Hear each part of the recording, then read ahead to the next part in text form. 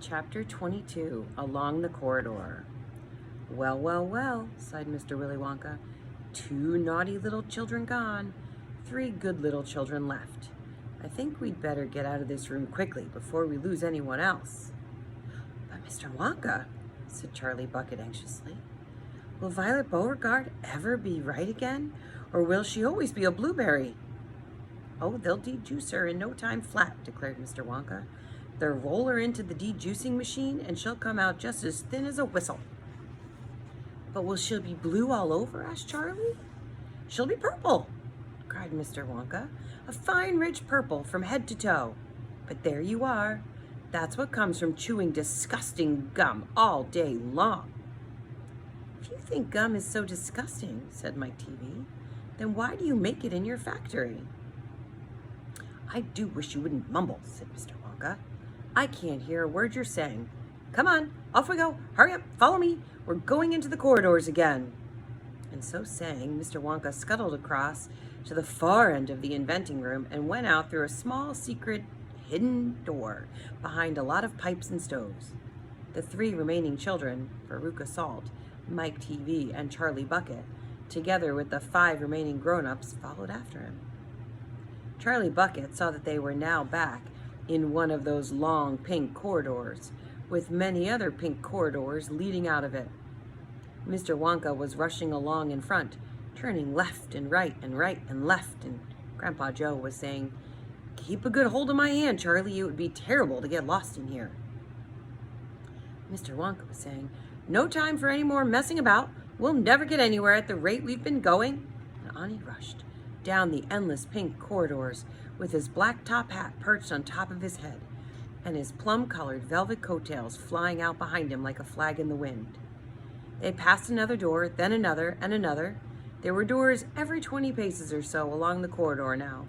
They all had something written on them, and strange clanking noises were coming from behind several of them, and delicious smells came wafting through the keyholes, and sometimes little jets of colored steam shot out from the cracks underneath. Grandpa Joe and Charlie were half running and half walking to keep up with Mr. Wonka, but they were able to read what it said on quite a few of the doors as they hurried by. "Eatable marshmallow pillows," it said on one. "Marshmallow pillows are terrific," shouted Mr. Wonka as he dashed by. "They'll be all the rage when I get them into the shops. No time to go in, though, no time to go in." "Lickable wallpaper for nurseries," it said on the next door. "Lovely stuff, lickable wallpaper," cried Mr. Wonka, rushing past. "It has pictures of fruits on it. Bananas, apples, oranges, grapes, pineapples, strawberries, and snozberries." "Snozberries?" said Mike TV. "Don't interrupt," said Mr. Wonka. "The wallpaper has pictures of all these fruits printed on it. And when you lick the picture of a banana, it tastes of a banana. When you lick a strawberry, it tastes of a strawberry. And when you lick a snozberry, it tastes exactly like a snozberry." "But what does a snozberry taste like?" "You're mumbling again," said Mr. Wonka. "Speak louder next time. On we go. Hurry up." "Hot ice creams for cold days," it said on the next door. "Extremely useful in the winter," said Mr. Wonka, rushing on. "Hot ice cream warms you up no end in freezing weather. I also make hot ice cubes for putting in hot drinks. Hot ice cubes make hot drinks hotter." "Cows that give chocolate milk," it said on the next door. "Ah, my pretty little cows," cried Mr. Wonka. "How I love those cows." "But why can't we see them?" asked Veruca Salt. "Why do we have to go rushing on past all these lovely rooms?" "We shall stop in time," called out Mr. Wonka. "Don't be so madly impatient." "Fizzy lifting drinks," it said on the next door. "Oh, those are fabulous," cried Mr. Wonka. "They fill you with bubbles, and the bubbles are full of a special kind of gas. And this gas is so terrifically lifting that it lifts you right off the ground just like a balloon, and up you go until your head hits the ceiling, and there you stay." "But how do you come down again?" asked little Charlie. "You burp, of course," said Mr. Wonka.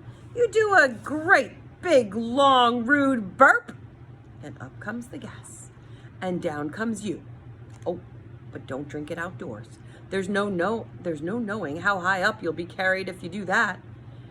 I gave some to an old Oompa Loompa once out in the backyard, and up he went and disappeared out of sight. It was very sad. I never saw him again." "He should have burped," Charlie said. "Of course he should have burped," said Mr. Wonka. "I stood there shouting, 'Burp, you silly, burp, or you'll never come down again.' But he didn't, or he couldn't, or he wouldn't. I don't know which. Maybe he was too polite. He must be on the moon by now."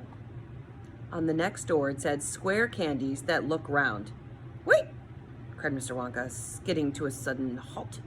"I'm very proud of my square candies that look round. Let's take a peek."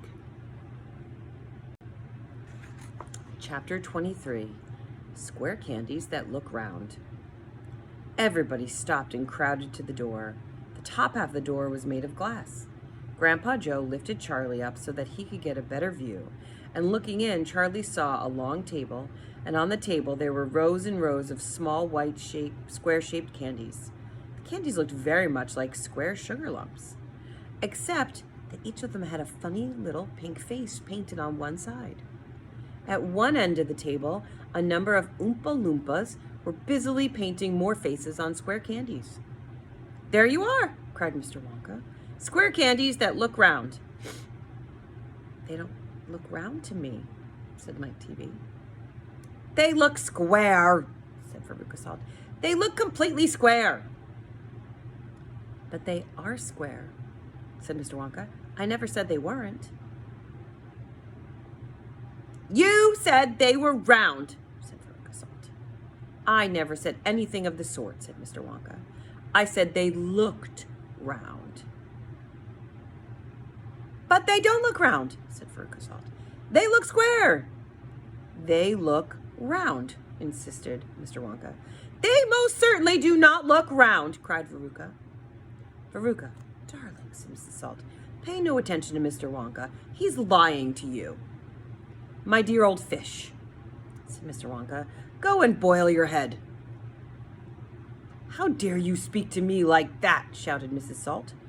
"Oh, do be quiet," said Mr. Wonka. "Now watch this." He took a key from his pocket and unlocked the door and flung it open, and suddenly, the sound of the door opening, all the rows and rows of little square candies looked quickly round to see who was coming in. The tiny faces actually turned toward the door and stared at Mr. Wonka. "There you are," he cried triumphantly. "They're looking round. There's no argument about it. They are square candies that look round." "By golly, he's right," said Grandpa Joe. "Come on," said Mr. Wonka, starting off down the corridor again. "On we go. We mustn't dawdle." "Butterscotch and butter gin," it said on the door they next passed.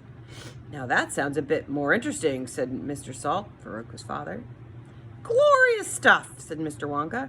"The Oompa Loompas still adore it. It makes them tiddly. Listen, you can hear them in there now, whooping it up." Shrieks of laughter and snatches of singing could be heard coming through the closed door. "They're drunk as lords," said Mr. Wonka. "They're drinking butterscotch and soda. They like that best of all. Butter gin and tonic is also very popular. Follow me, please. We mustn't keep stopping like this." He turned left. He turned right. They came to a long flight of stairs. Mr. Wonka slid down the banisters. The three children did the same. Mrs. Salt and Mrs. TV, the only women now left in the party, were getting very out of breath. Mrs. Salt was a great fat creature with short legs. She was blowing like a rhinoceros. "This way!" cried Mr. Wonka, turning left at the bottom of the stairs. "Go slower!" panted Mrs. Salt. "Impossible," said Mr. Wonka. "We should never get there in time if I did." "Get where?" asked Veruca Salt. "Never you mind," said Mr. Wonka. "You just wait and see."